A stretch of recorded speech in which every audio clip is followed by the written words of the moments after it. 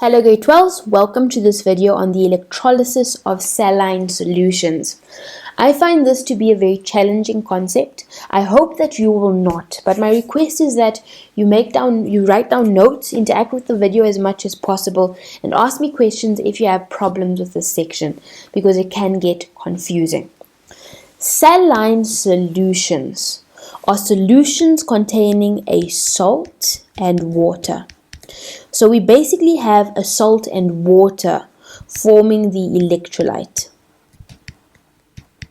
Okay, that is what a saline solution is. And the electrolysis of a saline solution, electrolytic cell, which contains a saline solution, salt and water as its electrolyte. That is what we are dealing with in this section. From this section on acids and bases, you should all understand that a salt is a metal bonded to a non-metal ionically. So types of salts that you've dealt with so far is copper chloride. That is ionically bonded. We have copper, which is metal, bonded to chlorine, which is non-metal, and they are bonded as ions ionically. Another type of salt that you should be very familiar with is sodium chloride, known as table salt. This is salt as well. And when we place it in water, we can form an electrolyte. In this video, I'm going to be making use of sodium chloride as the salt, which will be dissolved in water to form the electrolyte. The salt itself does not react with the water. We're not interested in that. That we dealt with in acids and bases. Here what will happen is that the salt's ions are going to compete with water to see who will be reduced and who will be oxidized. So if you take sodium chloride and you place it in water, what you should understand is that it will dissociate into sodium ions and chlorine ions. And amongst these three substances, one of them will be oxidized and one of them will be reduced. The problem with this section is finding out which one will be reduced and which one will be oxidized. Okay, so the example here that we're using, as I've mentioned, is sodium chloride in water. Another name for sodium chloride in water is brine.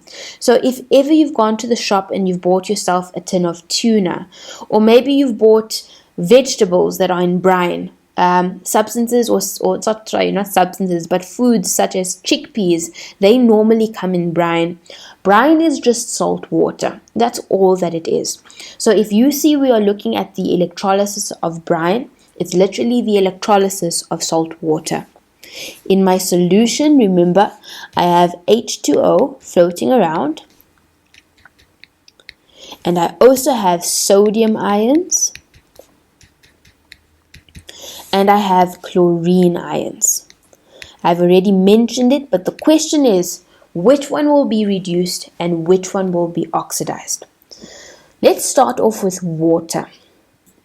There are so many half reactions here that involve water. So up front, I'm going to highlight two half reactions that are important and that you need to memorize. The first one is the one at positive 1,23. That is one of the reactions involving water, and the other one is at the bottom at negative 0,83. I want you to memorize the one at 1,23 as the oxidation half reaction. Whenever we have water and it competes and is oxidized, that is the reaction you will use for its oxidation half reaction. On the other hand, if you find that we have water in solution and it competes and instead of being oxidized, it is reduced, you're going to use this one at the bottom. That is the reduction half reaction that you're going to use. Oxidation is where water will lose electrons, so it happens towards the left. Reduction is where water is going to gain electrons, and that will happen towards the right. It's not that both of these happen at the same time. It's either water will be oxidized, and if it is, you use this reaction, or water will be reduced, and if it is, you use this reaction. please pause the video, go and write this down. It is very, very, very, very, very, very, very important. Yes, again, our oxidation half reaction is at the top. Even those substances that get reduced tend to be at the top. This is because this is a non-spontaneous reaction. We're dealing with electrolysis, and vice versa with reduction. At the bottom of our table, we have substances that tend to be oxidized. But because these are non-spontaneous reactions, at the bottom here we have the reduction half reaction. Now, our water is going to compete with sodium chloride, which is sodium and chlorine. We look for the reaction involving sodium. I'm going to highlight that in green. So sodium is here at the bottom. It gains an electron to form the sodium metal, just sodium, or sodium. That is literally it. Yes, that's it. Sorry, that is it. Okay, so that's the one option. Our sodium, which is in solution, can be reduced in that direction. So we don't know. It might be reduced or water will be reduced. Those are what is competing. And then we have the half reaction for chlorine. So let's go and find chlorine. Chlorine is over there. Okay. Now, these are the rules that we follow in order to decide which one will be reduced and which one will be oxidized.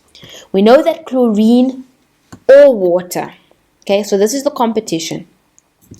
Either water is going to be oxidized or chlorine is going to be oxidized. The chlorine ions are going to be oxidized. That's one option here. When it comes to the reduction, we have that either water will be reduced or the sodium plus ions will be reduced. They will gain electrons and form sodium solid. Those are the two things that are competing for reduction. So these are the rules that we follow. Okay. We say the reaction at the cathode. What happens at the cathode? Reduction. What you will do is you will write down the formula of the positive ions and water. We've decided on those. Those are the ones here at the bottom. Okay, these two. We write those down together with the number, if you must. The half electrode potentials. You can write down those numbers as well. Okay, they say that in the next step. So number one, write down the formulas. Number two, write down the half reaction and the standard reduction potentials. And we're not going to write that down. We're just going to highlight it for water and the positive ion. Then we need to see which one has the highest reduction potential. Highest means more positive. Okay. Now, if it is more positive, right? So more towards the top. According to this, as a natural substance, the one that's more towards the top is the better oxidizing agent and therefore has a higher chance of being reduced. Notice over here in this table, what we've highlighted is that water has a more positive and therefore higher electrode potential. Okay, so in terms of our standard reduction potentials, water has a more positive value than sodium. Here's sodium at the bottom. Since water's value is more positive, it means that when water competes with sodium to be reduced, water is going to win. It is the substance that will be reduced. So in this reaction or in the speaker between water and sodium, our reduction half reaction is that of water. Sodium therefore becomes a spectator ion in this solution. And the reduction half reaction that we're going to write down is 2H2O plus 2 electrons are going to form H2 gas plus 2OH minus. Okay, this I just copied down for the from the table where we have the half reaction reduction potential of negative 0.83. This one over here. That's what I wrote down. Okay, that is what we do for reduction. Then we go on to the anode. At the anode, we have oxidation taking place. So now the question becomes, between the negative ion, which is chlorine, and water, which one is going to be oxidized? That is the question. So we follow almost the same procedure. We write down the formulas, or rather we just highlight them. We write down the oxidation half reactions and the standard reduction potentials, or we just highlight them for the negative ion and water. Then we see which one has the lowest reduction potential. That's what we're going to see. Which one is more negative in terms of its value? Which one is a smaller number? Okay, the lowest reduction potential is going to win. It's going to be oxidized. But hey, wait, there are exceptions. You can ignore the last exception because this complicates things so much that we say that it is extra knowledge. Our focus is on chlorine. We say if that ion is chlorine, even though chlorine will be more positive, not less positive, but more positive, have a more positive reduction potential than water, chlorine, if it is in high concentration, will rather be oxidized. On the other hand, if we are using a low concentration of chlorine, then water will definitely be oxidized according to these rules. But what I have found is that in all of these cases that you deal with, like in the membrane cell, which is a cell that we're going to study a bit later, the membrane cell has sodium chloride in it and water. Okay, in the membrane cell, you're going to find that chlorine, instead of water, is going to be oxidized. So let's go up to our table. Can you see over here? We have chlorine and water. Both could possibly be oxidized. Chlorine, right, has a more positive value. The rule is the one that has the more positive value is not going to be oxidized. Rather, the one that has the less positive value is going to be oxidized. But since we have chlorine in high concentration in these cells that you deal with, chlorine is an exception to the rule, and therefore chlorine in this cell instead of water is going to be oxidized. So the oxidation half reaction is the chlorine ions are going to lose their electrons to form chlorine gas and electrons which will later be gained by the water molecule. Okay, ladies and gentlemen, that is the complication with saline solutions. We have a positive ion and water competing to be reduced. We have a negative ion and water competing to be oxidized. You need to analyze which one is a better reducing agent and which one is a better oxidizing agent to decide which one will be which. But chlorine is an exception to the rule. When chlorine is placed with water in high concentrations, chlorine will always be oxidized. So for this reaction, our net equation is going to be, since this is already balanced, it's 2H2O plus 2Cl minus is going to form H2 gas. Plus we're going to have hydronium ions. Hydronium ions indicates our solution is going to become basic. Plus chlorine gas. That is what's going to form in this case. What is useful to us is the hydrogen gas and the chlorine gas. If you put an indicator in the solution, it's going to react with that to indicate that the solution becomes alkaline or basic.